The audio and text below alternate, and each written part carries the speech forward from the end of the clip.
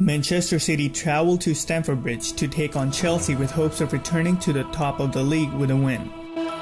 Let's take a look at how the home team lined up. Conte decided to go with a relatively defensive lineup compared to what he usually uses.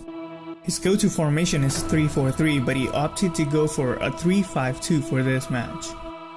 Let's take a look at how the away team lined up. Aguero and Mendy were injured.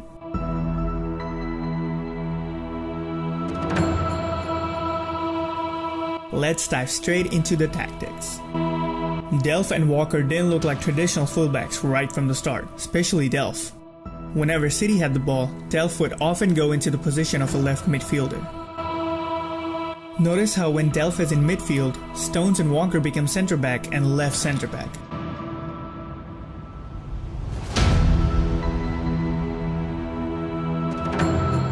Otamendi becomes a right centre back when Delph is in midfield.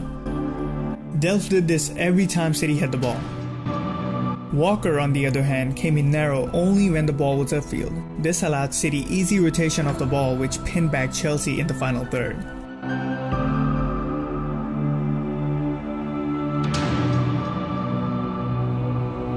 Notice how City take positions to allow easy ball rotation, which pins back Chelsea near their box.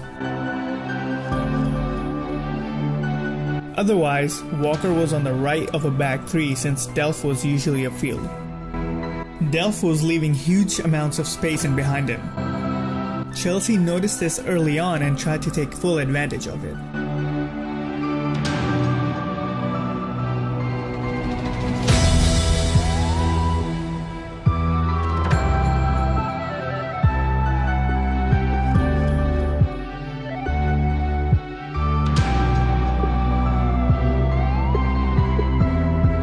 City noticed how easily Chelsea were making their way on the right wing and made sure to get men back as soon as they lost the ball.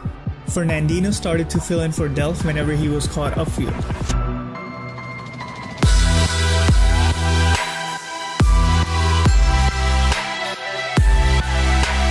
Notice how Otamendi becomes a left wing back with Fernandinho as a centre back, while Delph makes his way back. Sterling also tracked backs to Mark Alonso.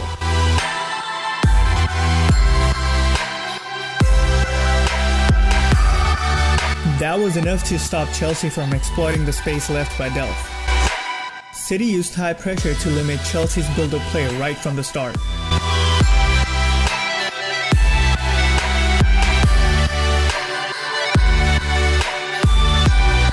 Notice the high pressure from City.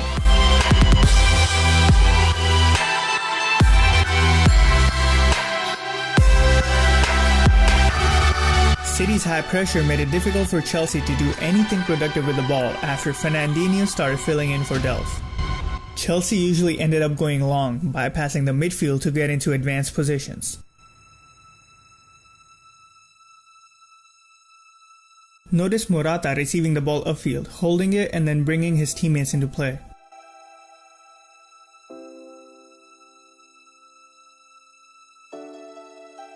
To counter against City's overloading of players in the final third, Chelsea sat back, compressing the spaces for City.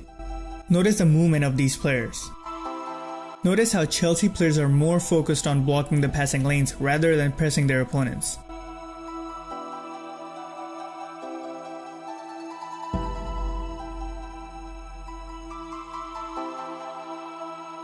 Chelsea wingbacks stayed very tight with the City wingers.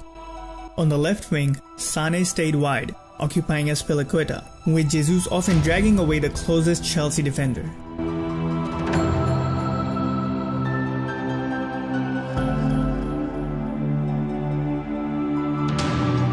Notice what Jesus does. Jesus drags away the central defenders, leaving space in between Azpilicueta and Rudiger. This stretched out Chelsea's defense and left huge spaces for City on the left wing. Silva made sure to exploit the spaces left by Chelsea. Conte had to mark Silva while keeping Fernandinho from dribbling into the left midfield. Fabregas had to block the passing lane to Jesus, while Sané occupied Azpilicueta, with Rudiger there just in case Sané makes a run in behind the defense. This left one City player open no matter who Chelsea marked. Silva getting into the pocket of space left by Chelsea.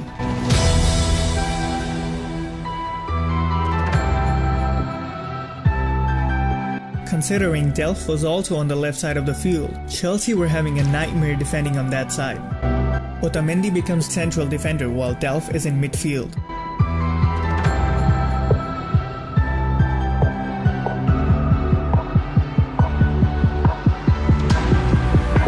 Due to Delph being upfield rather than staying in his position, Kante was having a very difficult match. Notice how Kante had to take care of both Silva and Delph at the same time.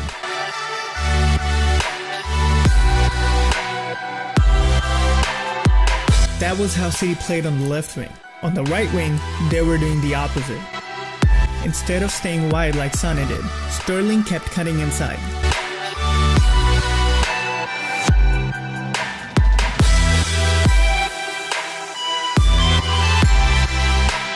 That provided space to De Bruyne on the wings.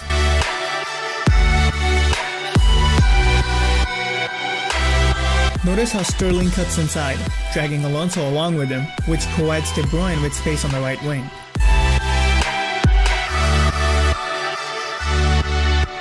Chelsea had to rely on counterattacks to get them near City's goal.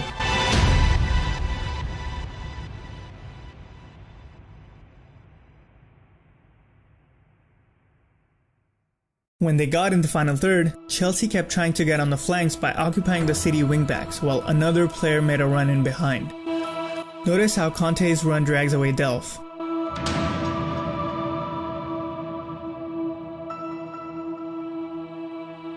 Stones and Walker both on Morata.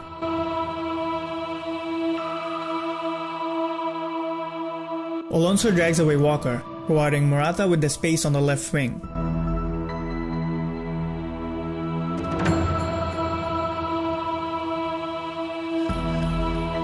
It was important for Chelsea to get on the wings as their attacks heavily rely on crosses.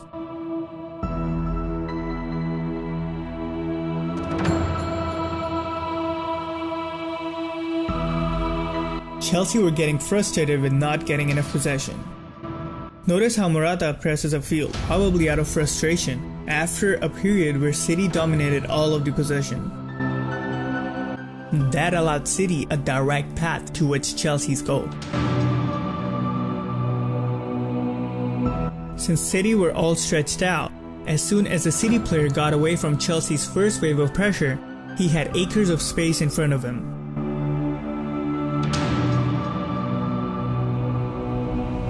Notice how Walker gets into plenty of space after getting away from Chelsea's first wave of pressure.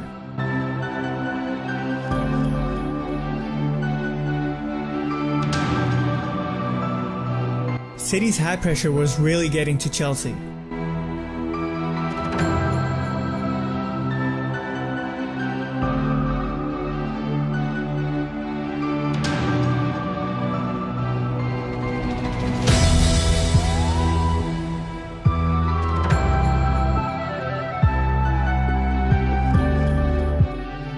City were constantly winning the possession in dangerous areas due to their high pressure pressing. To counter against City's high pressure, Chelsea tried to stretch City to find spaces in midfield.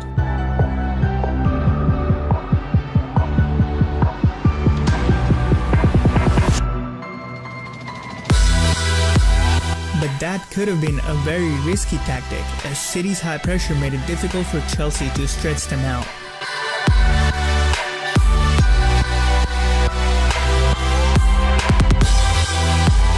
In the 35th minute of the match, Morata got injured and had to be substituted. It was surprising to see Willian come on, as Batshuayi was a logical like-for-like replacement. This is because Morata was playing on the shoulder of last City defenders.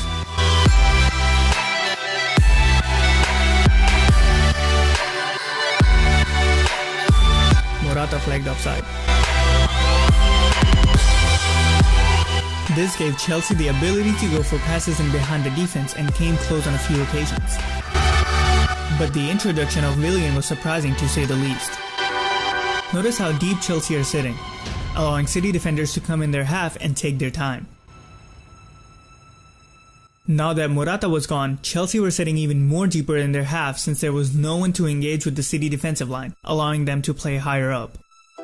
Chelsea's attack was clearly missing Morata, as Chelsea got more defensive ever since Morata got injured. Chelsea were able to keep the score 0-0 at halftime, since they have a solid defensive foundation. But still, City kept creeping closer to taking the lead.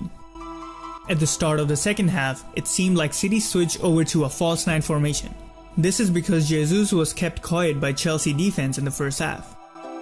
This gave Jesus the freedom to come deep and help in attacks.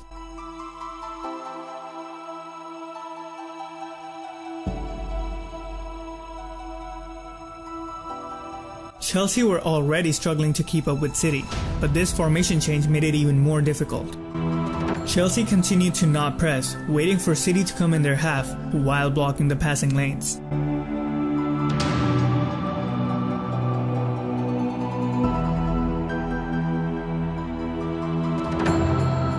City continued with their pressing tactics as well.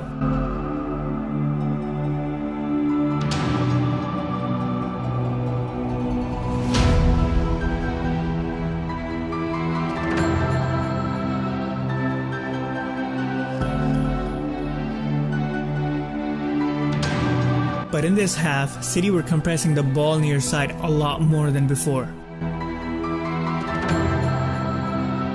Notice where City's left wing back is.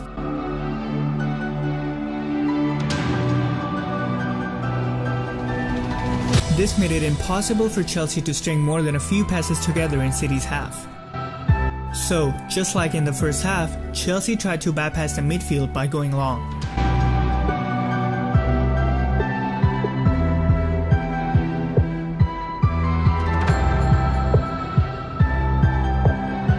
Delph continued to cause Chelsea heaps of trouble.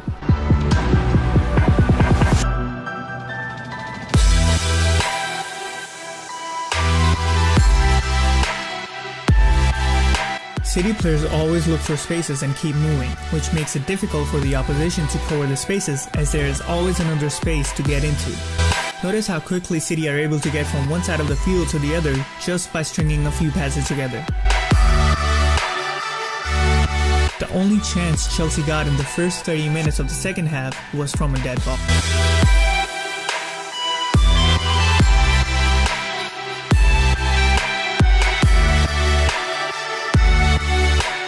City were very poor on defending dead balls. Morata almost scored in the first half from a dead ball.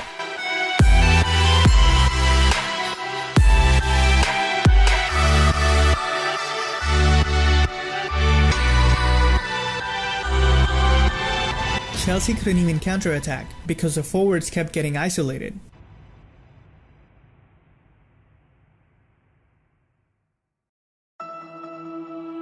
City players quick to get back.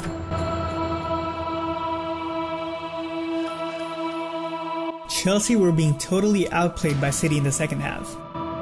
City kept knocking on the door and came close to scoring on several occasions.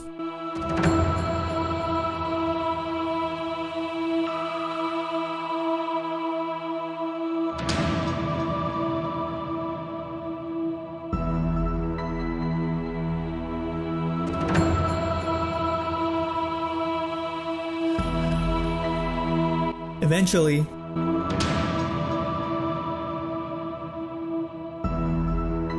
Silva and Jesus drag away Chelsea defenders, providing space for De Bruyne to make a run. It wasn't until the 78th minute that Chelsea started to play better. This is when they brought on Pedro and Batshuayi for Hazard and Bakayoko. The only way Chelsea were able to get upfield was by switching the flanks. This was because the City wingbacks were playing narrow, which provided space on the wings.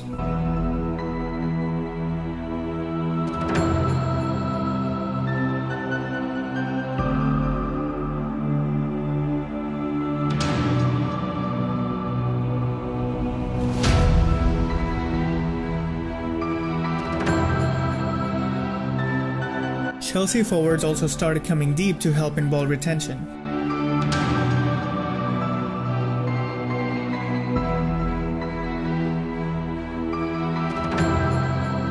Chelsea also started pressing high.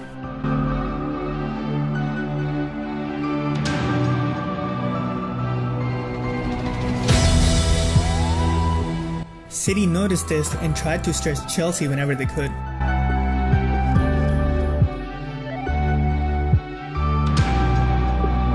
Notice how City stretched out to counter against Chelsea's high pressure, eventually getting a field after getting into spaces left by Chelsea when they were pressing high up. City were now focusing more on retaining the ball rather than going for another goal.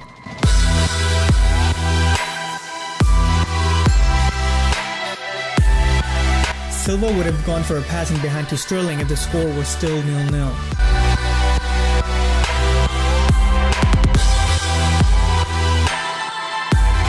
City were still threatening Chelsea's goal though.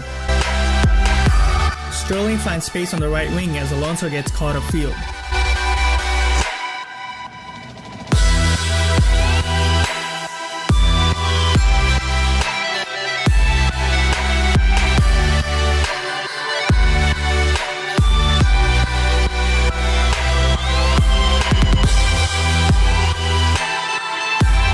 Chelsea, on the other hand, couldn't come up with a response to De Bruyne's stunner.